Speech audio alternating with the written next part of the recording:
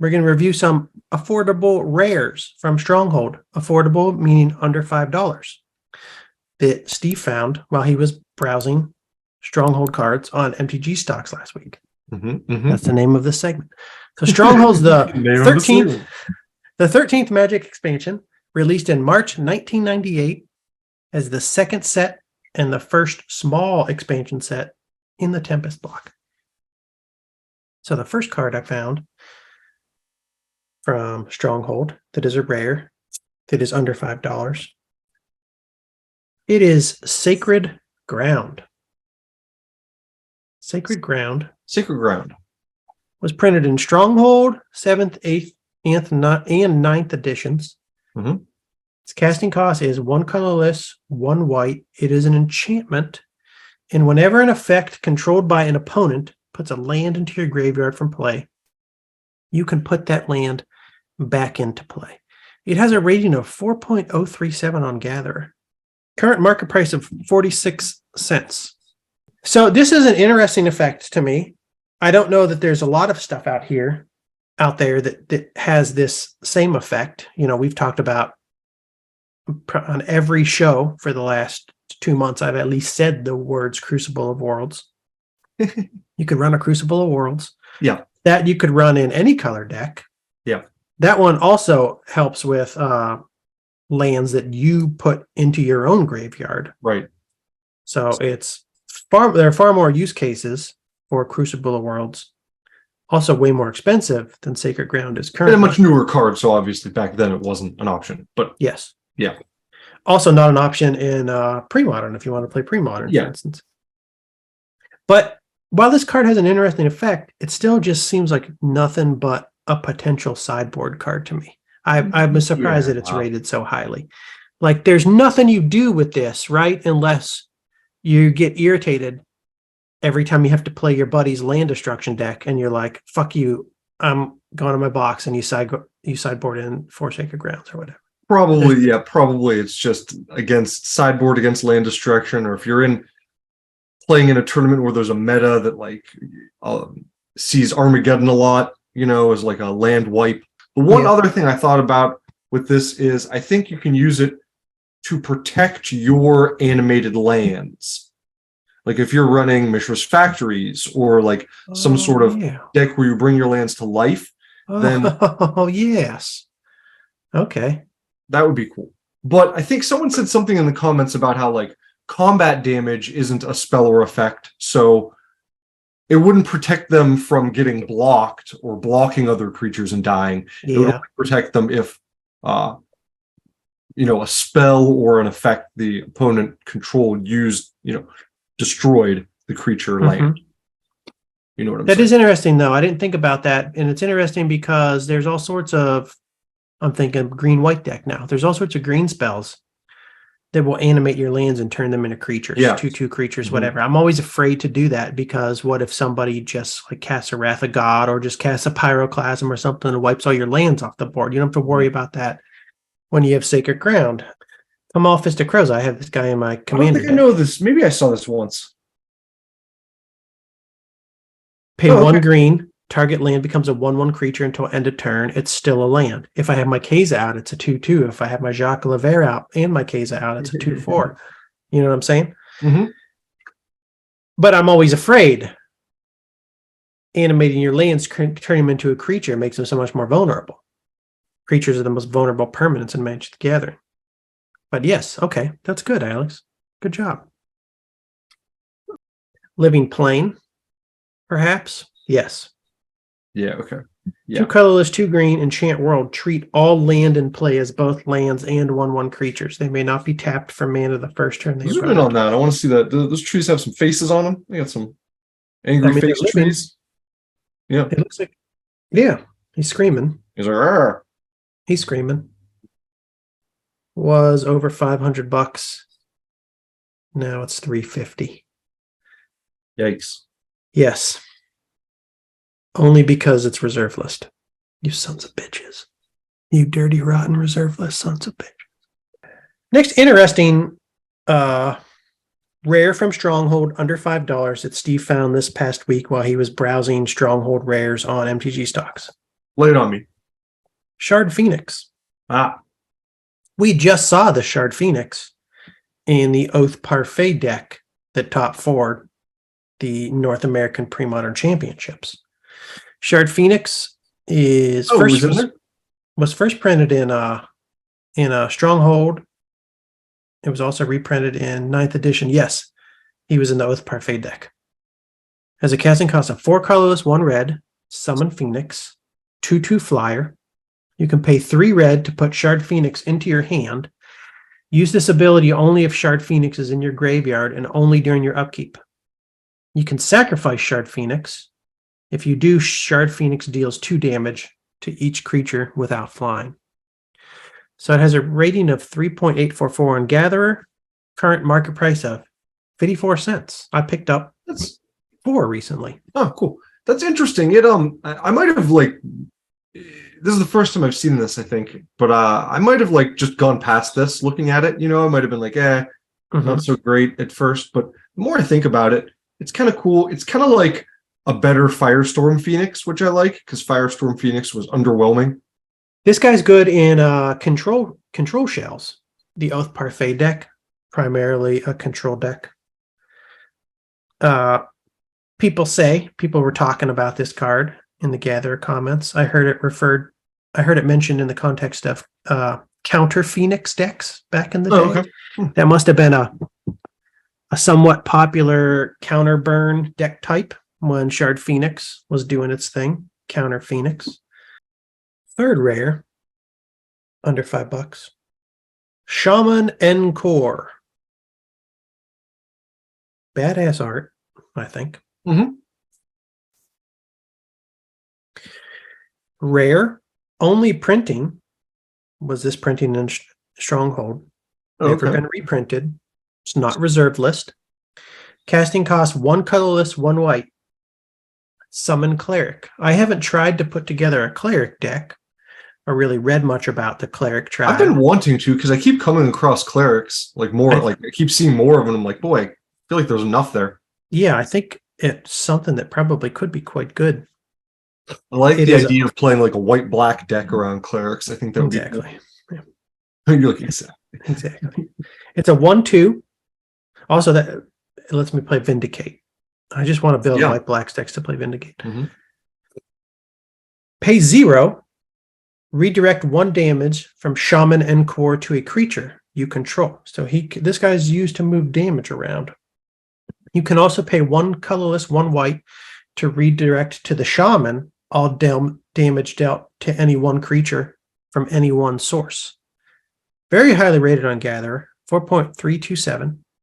Current market price of, I had 89 cents. It's gone up by 1 penny since I wrote that.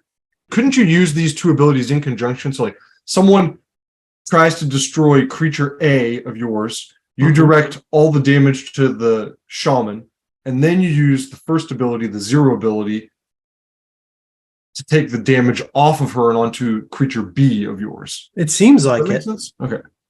I don't see why not. It doesn't say use one ability or the other. So I think that lets you really move a lot of damage around. It would potentially require a lot of thought on your opponent's end to decide whether or not they actually have the ability to take out any of your creatures if they have a damage. And it doesn't cost too much mana to do all that either, Yeah. You can move 1 big chunk of damage for 2 mana, and then you can move it around even more and move more damage for 0. Mm-hmm. Some people said this used to be run with Mog Maniac. Mog Maniac, 1 colorless, 1 red, 1/1 goblin. I see. Whenever Mog Maniac is dealt damage, it deals an equal amount of damage to target opponent. I see. And it's just a 1/1, but as we know with Saber Ants, you can deal more than 1 damage to it. More damage than the toughness of a creature. You could blast it for 5. It's going to die either way, whether it takes 1 or 5, but you could hit it for 5 and then you redirect that 5. Yeah. That's cool. Others suggested running it with Daru Spiritualist. That gives me a white-red deck that's I feel like playing now. Yeah. 1 colorless, 1 white, summon Cleric, 1/1. Whenever a cleric you control becomes the target of a spell or ability, it gets +0/+2 until end of turn. Huh. So I have to think about this for a little while, but people were saying this is part of a infinite life combo. Daru's Spiritualist, Shaman en-kor, and Starlit Sanctum. They're showing the new border here too, but Starlit Sanctum is actually an onslaught card. So these are all pre-modern legal cards. Okay. And they're all cheap, which made me think I should probably buy these 3 cards. I was just looking at Starlit Sanctum the other day. I had not seen it, or if I did see it, I just overlooked it until I saw this combo. So prerequisites. All permanents are on the battlefield. You need a white available. Activate Shaman en-kor's first ability by paying 0 to target the Spiritualist. So somebody tries to deal damage to the Shaman. You pay 0. Oh, hey. No, look at how they changed the wording on that. You didn't even need to have it take damage, right? Because you can just activate it the next 1 damage that would be dealt. Hold on a second. That differs from what we saw earlier? Yeah. The regular one, the old one just says redirect 1 damage.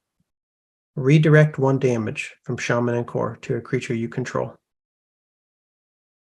This says the next 1 damage that would be dealt to Shaman en-kor this turn is dealt to target creature you control instead. Do you think that's really what it means? Why would they change it so that you could activate That's this? the significant difference to me. Even if it no doesn't seem like damage, the old one was intended to work that way. does it seem like they made it worse? Like more confusing? In the rulings, it says you can use this ability as much as you want prior to damage being dealt. So nothing can happen. There can be nothing happening. You could just activate Shaman en-kor. That's what it looks like. That's wild. It doesn't seem like I know. I agree. Work. It seems like it doesn't jive with the original card. Or the way anything should work in Magic. Like, why should there be a card where you could move damage from it to something else when no damage is actually being dealt? Is that what you're telling me? Well, I mean, you're not moving the damage. You're just activating the ability. Okay. Right? Yes.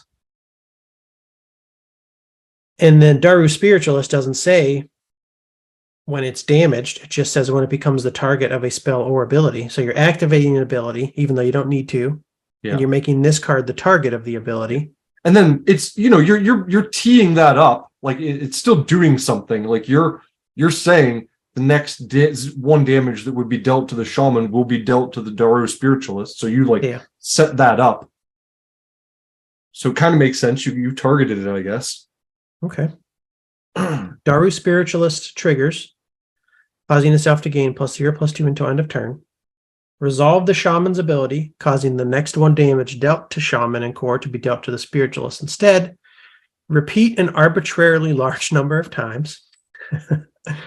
And then activate Starlit Sanctum's second ability by paying white, tapping it, and sacrificing Daru Spiritualist, causing you to gain life equal to Daru Spiritualist's toughness. So really, that sucks. This really exists. Like there's currently a functioning 3-card combo where you can just say, I'm activating this 0 casting cost ability just cause, and I'm doing it 1,700 times to gain 34,000 life. I don't understand why they changed the wording on the Shaman. Does it really work that way? That's what it seems like to me, Steve. Why doesn't anybody play these cards then? I don't know. Because it's ignorant. I don't know. This is just, it's something that's out there. I just found it on I've never heard Gatherer and then Commander Spellbook, but I've never seen anybody talk about really talk about these cards. I mean, I guess it is a 3-card combo, so that is always a little bit difficult to pull off, especially if anybody knows what's happening. They just have to get rid of 1 of 3 cards, which is typically fairly easy to do. Anyways. That's interesting, though. Infinite life combo, but even outside of this combo, I like the Shaman. Yeah. Just because of how tricky it can be for your opponent to really... I mean, I could see your opponent playing direct damage spells, not doing the math correctly, and you just moving damage around. Yes. And keeping things And it on just the board. gives you so much utility when like attacking and blocking is being decided. Yeah. Like, you can shuffle stuff around. It can make things very confusing. It's not expensive mana-wise at all. No. So, yeah, that card's pretty cool. Next card, Reigns of Power. We brought this one up last week, Alex. I remember bringing it up. Was that just last week? It was just last week. Wow. I moved to it. Seems like ages Last ago. week was not about Stronghold. Last week was about Tempest, but there was a Tempest card that we talked about, Dracoplasm, that I thought would have worked well with this. Oh, yeah, okay. But now we're on to Stronghold. Discussion. This is one of my favorite cheap rares from Stronghold, so we're talking about it again. It's a rare, has multiple commander reprints, 2 colorless, 2 blue, instant. You and target opponent each untap and gain control of all creatures the other controls until end of turn. Those creatures are unaffected by summoning sickness this turn. 4.429 on Gatherer, current market price of 98 cents. I really dig this card. The context in which we brought him up last week was Dracoplasm. And Dracoplasm has what power and toughness equal to the total power and toughness of creatures that you sacrifice. So yeah. So that's when I brought him up. Yeah. Any kind of sacrifice outlet you have, anything that might need creatures, you can not only steal their creatures, but you could steal their creatures and feed it to your sack outlet. Yeah. You play black blue and I could steal them and steal your stuff and culling the weak it and do things like that. That's cool. On Gatherer, Scumbling 1. What? On the 6th of March, 2011. It's 6:02 and 59 seconds PM. This card is amazing in multiplayer. I agree with that. Consider that you can steal creatures from one player to block those controlled by a third player who is attacking you. You get surprise defense that wrecks the board position of 2 opponents, and the guy you stole from is tapped out and vulnerable to any other players who wish to attack him. Wow, I didn't even realize it was an instant. I was just like assuming that. Oh, yeah, no, it's an instant. Wow. Yeah, so you're right. In multiplayer, yeah, you could totally turn the tables. So, yeah, it's seems like it'd be huge in Commander. I mean, this would be amazing for you, Alex. It breaks your one colorless, but you're mostly going for a pillow fort. You don't have lots of creatures. Yeah, no, I was gonna say I'm not, and I'm not sticking by that rule too well. I was already thinking about putting like a control magic in there or something like that. I have bribery in, which is 2 blue. So, I mean, this might be like a nice big play. So I love Reigns of Power. I mean, it seemed like if I feel like if I had a blue commander deck, I definitely want to put this guy in. Next one, Alex. Krovax the Cursed. Yes. I know this guy. Not an incredible card, but just cool. I just like it. I like it too. I'm not sure where I have this from. I must have bought one a while ago because it's not too expensive. It is reserve list. And that's probably why I bought it. Because it's cheap and reserve list. Casting cost 2 colorless, 2 black, summon legend. So Krovax can be your commander. 0/0. Krovax the Cursed counts as a vampire. Krovax comes into play with 4+1/+1 counters on it. During your upkeep, sacrifice a creature and put a +1/+1 counter on Krovax, or remove a +1/+1 counter from Krovax. So he needs to feed every turn. Yes. You can pay 1 black. Krovax gains flying until end of turn. Yeah. Like, it's super cool card, super cool flavor wise. Mm-hmm. It makes total sense that a vampire needs to feed or else he gets weaker every turn. Most vampires don't actually have that. So I don't know if I would ever actually play Krovax. I might, but like it would be pretty niche. You'd obviously have to have him in a deck with a lot of stuff to sacrifice, some sort of token generator kind of deck. Yeah. A breeding pool sacrificing kind of deck, but he's black, so that makes sense. What I like about him is that you get Sengir power and toughness for 1 less mana, and then you get to decide when to spend the mana to give him flying. So you can get it out a little faster and easier with the Sengir, and then pay the mana later to make him fly. And he doesn't have to deal the damage. That's sometimes hard to do to get like a Sengir pumped up. It is, yeah. So this way, he's reliably pumping. They're going to have to do something to get rid of him, assuming you have fodder. Next two cards, Alex, are shadow creatures. This is because I want to build a shadow deck. So I was looking for shadow creatures. Soltari Champion. Yeah. A rare from Stronghold. No reprints, but not reserve list. Casting cost 2 colorless, 1 white. Summon Soldier. He's a 2/2 with shadow. And if Soltari Champion attacks, all other creatures you control get +1/+1 until end of turn. Current rating of 3.7 on Gatherer. Current market price of $4.15. Pretty straightforward. Just a solid-ass creature. And Except I love for the what fact that happened he's to a his soldier. face. What'd you say? I said, except for what happened to his face. He's undead. What do you expect him to look like, Alex? He's probably 7,085 years old. Is he not? I don't know. I don't know what the heck is going on. I don't know either. I'm assuming there's been some black magic involved. Okay. But I've been wanting to make a soldier deck for a long time since we talked about Ice and Crusader. Mm-hmm. And I started finding all sorts of cool soldiers. So this guy could just go into a soldier deck, make all your soldiers bigger pretty much every time you attacked, which would be pretty much every turn. Because if you have a shadow creature, you're pretty much going to attack with them every turn. Because why wouldn't you? Nobody runs anti-shadow defense. I feel like a shadow creature's pretty much definite damage any turn. Every turn, Yeah. definite damage. Nobody has anti-shadow tech. How quickly could you run the clock on your opponent with a shadow deck? The thing about shadow is most of the cards, because they have shadow, they're like overcosted for their power and toughness. So it might be harder than I realized to like end the game like in Sometimes under they have 5 like pump turns. abilities. And I just think of things like fear. Yeah. No, not fear, hatred. Oh. Where, Well, I don't know what you're talking about then. Hatred, that's the card that's I think from Exodus, and it's the black like card. Key part Suicide Black. You give up life to add Yes. plus. Okay. Yeah. So that would work with shadows because they get through unblocked, and then you just I got to think of them as if they're direct damage cards. Like don't even they can't block. Who cares? Consider these to be direct damage cards. Yeah, I think it's more like a ball lightning or a, you know what I mean? Yeah. Like a creature that's like a missile attack. How aggro can you get and how quick can you end a game with a deck full of shadow creatures? The only thing that can stop these people. I don't remember what set this was printed in. I saw this when I was looking for shadow cards. Oh, Tempest. I didn't even remember this being in Tempest. I have this. Maze of Shadows. Yeah.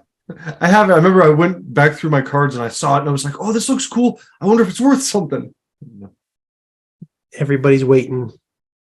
Everybody's waiting for more shadow focused sets to appear, and then the Maze of Shadows is going to spike. Yeah. Is this a good spec? How many decades might you have to wait for this to go up to $5? I think Shadow is one of those mechanics that they're like, we don't want to reprint this or use this again. It seems like it. I read something, I think, where they made a comment about it, where it like made the game worse, they thought. Because Soltari Champion, no reprints, but not reserve list. The next card we're going to talk about, another shadow card, also not reserve list. Still, there have been no reprints. Thalicos Deceiver. This is a rare with no reprints, not reserve list, no reprints, because as we just said, Mark Rosewater does not like creatures with shadow. Casting cost 3 colorless, 1 blue. Summon Wizard, 1/1. It has shadow. You can sacrifice Thalicos Deceiver to then gain control of target creature permanently. Use this ability only if Thalicos Deceiver is attacking and unblocked. Well, he's pretty much going to be unblocked every time he attacks.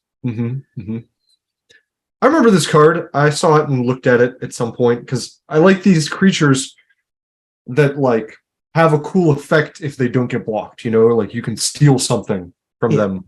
That's cool. Rating of 3.937 on Gatherer. Current market price of $3.72.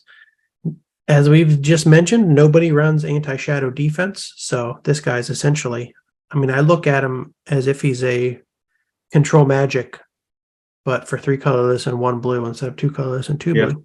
Yeah. But he's also more fragile than a control magic. Plus, if they don't have any creatures on their board, he's not worthless. No, but you gain control permanently, so if he dies, it doesn't matter. No, but he could die before you get to attack with him. That's what I'm saying. Okay. Yeah. Sure, yeah. Like they could, kill him instead of, counter. They have a turn to get rid of him. Yeah. The last rare for under $5 that we're going to talk about from Stronghold. It is Evacuation. This was reprinted in 7th through 10th editions. So it's been a highly printed card. Okay. I did notice when I went through this list, they're all close to $5. The Stronghold one was like the second cheapest. Only by easily the best looking. Only by like 10 cents or something, but yeah, it's definitely the best looking. I don't know if people do anything particularly tricky with this, but just at first glance, I mean, I would just use it if I'm running a primarily creatureless deck or a very low creature deck, and I just want to set my opponent behind. I mean, it's just a boomerang for however many creatures I happen to have out on that turn, and if they have quite a few, you send them all back. They have to spend a lot of mana and potentially multiple turns just to rebuild their board state. I don't know if there's anything else people are out there using this card for, though. That's all I would do with it. Straightforward as can be. I can't think of anything other than like maybe trying some weird sort of like if you could fill up your hand and then like have some sort of card that uses the number of cards in your hand to do something. Okay, spontaneous generation. I could make more Saproling tokens.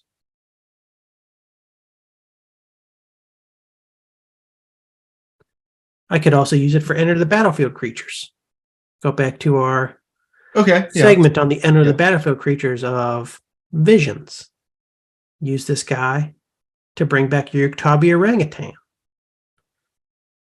Or any of the other enter the battlefield creatures that we talked about in that episode that I can't remember right now. Gilded Drake.